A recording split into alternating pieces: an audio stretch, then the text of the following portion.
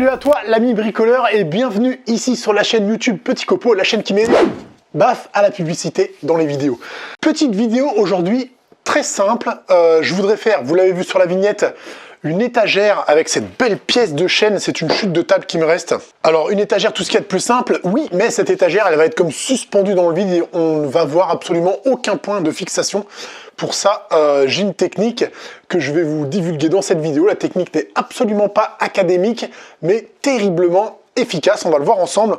Pour ça, il va nous falloir du scellement chimique, une tige filetée, une énorme planche de bois et on va aller la mettre contre un mur en pierre apparente. Donc ce mur en plus il n'est pas très droit, il a il suit les formes des pierres. Donc ce que je vous propose dans cette vidéo, c'est de voir comment on va pouvoir déjà épouser la forme du mur presque parfaitement pour pouvoir venir s'emboîter le plus près possible des pierres et fixer cette énorme planche de chêne contre un mur en pierre pour que ça soit ultra solide mais qu'on voie absolument rien du tout.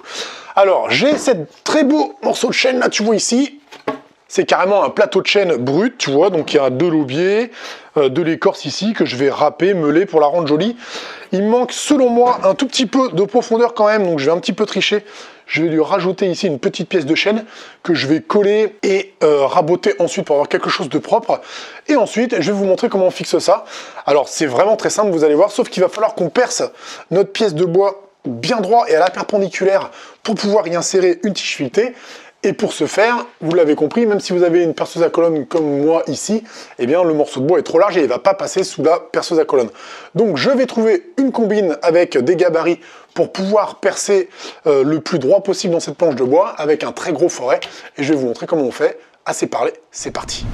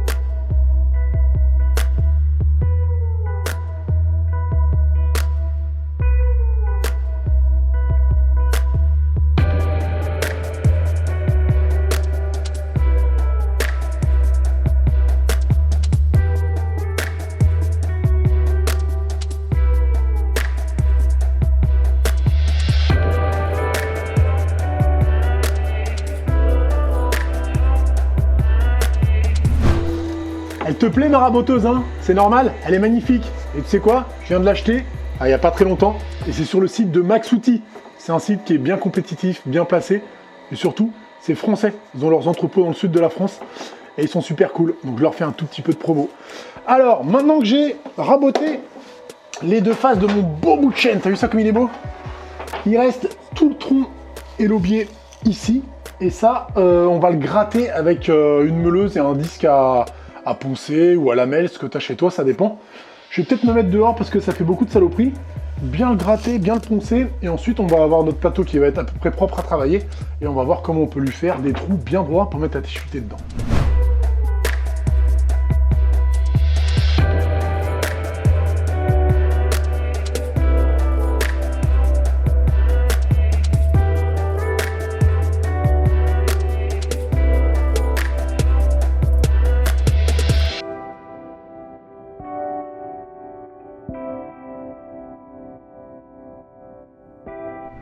Bon, voilà ce que ça donne en termes de finition. J'ai pas poncé, mais je le ferai après. C'est déjà vachement sympa, tu vois, c'est joli et costaud. Donc, on va essayer de le percer droit. Là, j'ai de la tige filetée de 14 mm. Ça peut être plus pour toi, ça peut être moins. C'est déjà impliable et je te jure que quand ça va être dans le mur, tu pourras jamais le casser. J'ai trouvé une fraise de 16. Alors, je sais pas si elle a encore du tranchant, je verrai, sinon j'ai du 18. L'idéal, c'est d'être un petit peu au-dessus, qu'il y ait quand même de la place pour mettre de la résine, mais pas trop. Donc je vais déjà la tracer sur la moitié avec mon magnifique Truskin en aluminium. C'est un des meilleurs trucs que j'ai acheté sur Ali. Je te mets de toute manière tous les liens des trucs que j'utilise dans la description si tu veux aller voir. Hein. Hop. Voilà, comme ça, ça me guidera pour savoir où percer. Et maintenant, on va utiliser un bloc de bois comme ça, qu'on va percer bien droit à la perpendiculaire. Alors si l'idéal, c'est quand même une perceuse à colonne. Et ensuite, une fois que mon forêt sera guidé dedans, quand je vais attaquer mon autre pièce, ça va suivre bien la forme du trou qui est ici. Donc je vais le percer, ensuite je vais lui préparer une petite planche pour qu'il puisse tenir dessus, le mettre dans ma presse et avec une visseuse à main cette fois-ci, je vais venir le percer lui. C'est parti, je te montre, go!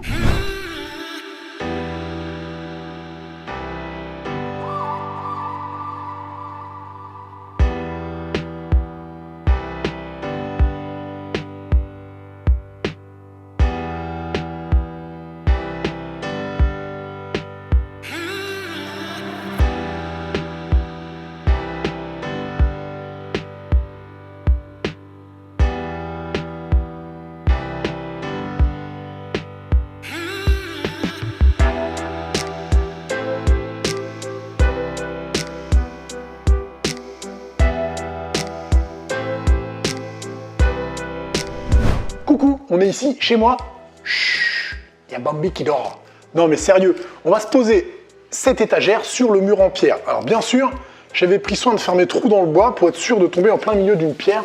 C'est les pierres bleues qui est ici par chez moi. Je peux te dire que quand on aura percé un trou là-dedans et mis une tige filetée, personne ne va l'arracher, ni toi, ni tes cousins, ni personne. Elles sont ultra dures.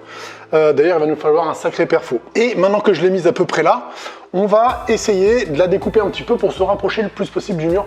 Alors, on va pas la bicher exactement parfaitement, on est quand même sur une épaisseur de 5 cm avec les pierres qui sont elles-mêmes en dévers et avec des formes différentes de partout, donc on ne pourra pas la bicher vraiment, mais on va vraiment pouvoir s'en approcher. Donc comme on va faire, j'ai pris un compas sur lequel j'ai scotché un marqueur, sinon tu vas vraiment te faire chier. Voilà, j'ai amélioré mon outil parce que ça allait pas, ok? Donc tu prends l'endroit où il y a le plus gros creux, c'est-à-dire, moi c'est ici, et ensuite, c'est tout simple, on va suivre la forme des pierres et la reporter comme ça. Pour aller le plus proche du mur, on va devoir enlever tout ça. On retourne dans l'atelier.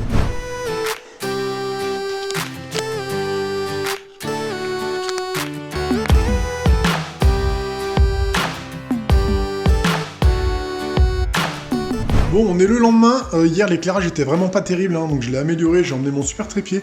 Regarde. D'ailleurs, il y a une vidéo YouTube là-dessus. Tiens, tu peux cliquer là pour aller la voir. J'ai sorti mon niveau laser et je voulais te montrer donc la découpe. C'était vraiment pas facile parce qu'évidemment, la technique que je te montrer, elle marche très très bien, mais sur des choses fines. Là, 5 cm, ça me donne que la surface qui est au-dessus et pas ce qu'il y a en dessous. Donc j'ai dû quand même faire pas mal de retouches et bricoler pas mal le bout de bois. Mais bon, j'arrive à ça, j'y pousse quand même pas mal la forme. Donc là, je vais pouvoir l'emmener dans l'atelier, le poncer, le finir, le chanfreiner et éventuellement, je vais lui mettre un petit coup d'huile. Et ensuite, on va passer à la fixation.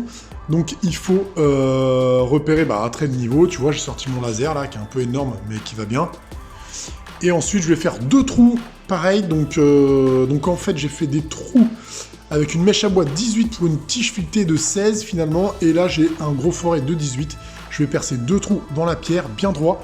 Ensuite, il faut bien souffler les trous ou aspirer selon ce que tu as pour utiliser la résine. Et on fait ça ensemble. C'est parti.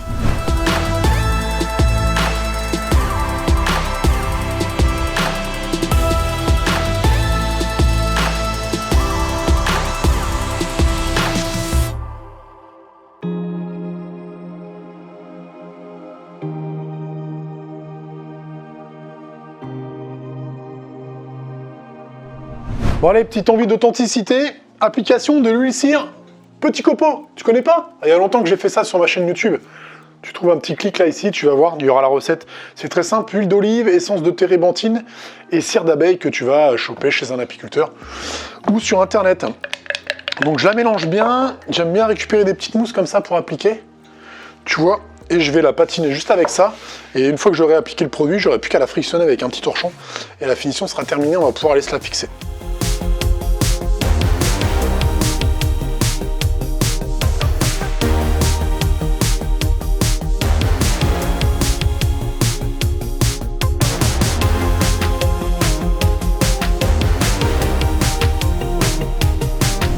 Donc là, j'ai fait mes 2 trous, que j'ai bien pris le soin d'aspirer et de souffler pour qu'il y ait le moins de poussière dedans.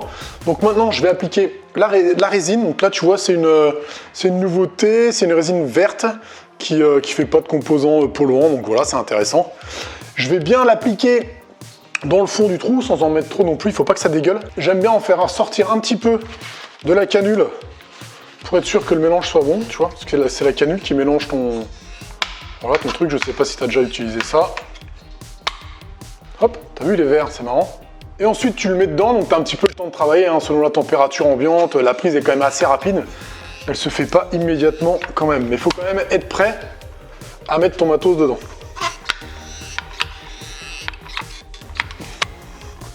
Là, je vais déjà voir ce que ça donne avec mes 2 tiges. Si ça dégueule ou pas, tu vois, là, je vois que je peux en remettre. Et clairement, ici aussi.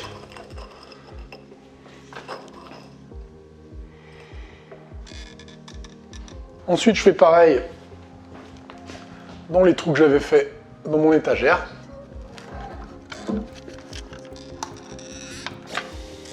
C'est pas facile de mettre la bonne dose parce que si t'en mets trop, bah, ça va dégueuler de partout. Et si t'en mets pas assez, ça va pas se foutre bien comme il faut. Ensuite, bah, tu mets papa dans maman. Et là, bah, c'est fini. Il n'y a plus qu'à laisser sécher. Alors, selon le fabricant, là, c'est Fischer. Ils disent, tu vois ici, il fait à peu près entre 20 et 25 degrés. Déjà, tu as 3 minutes pour la travailler. Et ensuite, dans 1 heure, c'est complètement sec.